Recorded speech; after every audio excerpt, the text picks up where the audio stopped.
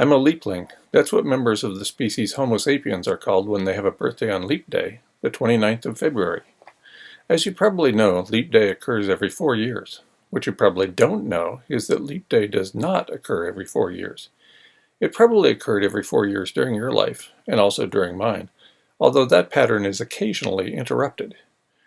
Earth circles the star we call our Sun about every 365 and a quarter days. About, but not quite. For example, if we adhered to the idea of a leap day exactly every 4 years, our calendars would soon be incorrect. Specifically, they would have extra time at the end of each year. As a result, leap day does not occur every 4 years. Leap day is removed every 100 years. This makes the calendar more accurate than it would be if we ignored the ever-accumulating leap years. As a result of this modification, leap day is added every 4 years and then removed every 100 years. There was no leap day in 1700, 1800, and 1900. However, there was a leap day in 2000. I was alive. I noticed. What's up with the strategy of removing leap day every 100 years, but still including it during the year 2000? As it turns out, removing leap day every 100 years would mean too many removals. Instead of removing leap day every 100 years, it's added back in every 400 years.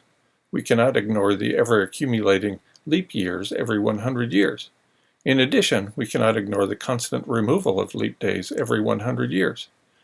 In contrast to removing leap days every 100 years, which engenders a more accurate calendar than if we allowed leap days to accumulate every 100 years, we need to add leap days back into the calendar every 400 years.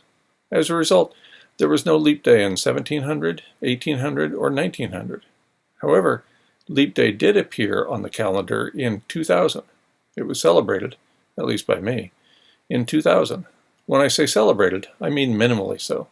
As with my birthdays going back to 1980, I wasn't in the house I called my home between 1980 and 2004. I was otherwise occupied, busily pursuing a life of adventure. This year, I will be in a house I call my home. I will be celebrating my 16th birthday with a few friends in this house. However, I will not be celebrating on my birthday. That would be too customary for my life. Opting instead for a small gathering of friends on Saturday, March 2nd, 2024. Doing so will allow my friends to travel to my home on the weekend. This is a no gifts allowed gathering. I have accumulated plenty of material possessions in my life so far. I feel no need to gather even more things. Partner Pauline will prepare a meal, which will be followed by dessert. As you can probably imagine, the dessert will include ice